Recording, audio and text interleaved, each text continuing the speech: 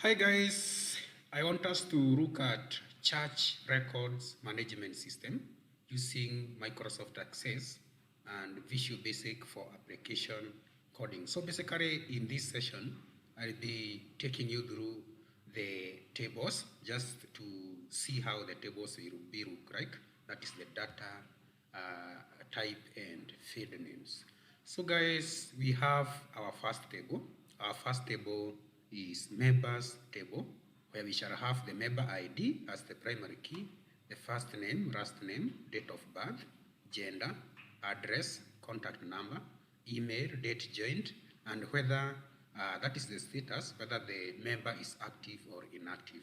Also, I think it is important we add position in the church, e.g., whether somebody is the minister, that is pastor or bishop or the member.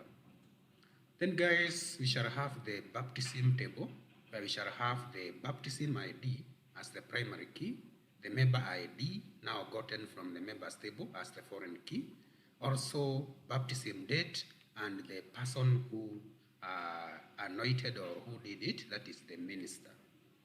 Then we shall also have table number 3. In churches, we have weddings. So we shall have wedding table, where we shall have wedding ID as the primary key, bride member ID, that's foreign key from the member, groom member, that is ID foreign key from the members table, wedding date, and the minister involved.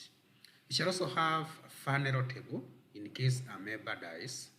So we shall have the funeral ID as the primary key, deceased member ID, foreign key from the member, date of death, date of funeral, and officiant or the minister. Then we shall have the events table. In churches, we have events. So we shall have event ID as the primary key. Remember, this will be an individual table, an independent table. We shall have event name, date, time, and location. Then we shall have contributions. In churches, people do contributions. So we shall have contribution ID as the primary key, the member ID, that is the foreign key from the member, that is the member who has contributed, the contribution date, amount, and contribution type. In contribution type, we can have normal offering, charity, or tithe. Then we shall have these two dependent tables. We shall have the committee. Time to time in churches, people do committees, so we shall have the committee table, where we shall have the committee ID as the primary key and the committee name. This one will be related to committee member table, where committee member ID will be the primary key. Then we shall have the committee ID, foreign key from the committee, and then we shall have the member ID, that is foreign key, deduced from members main table. Then guys, we shall have sermon table, where we shall have the sermon ID as the primary key, sermon title. We shall have the sermon date, minister involved or minister ID.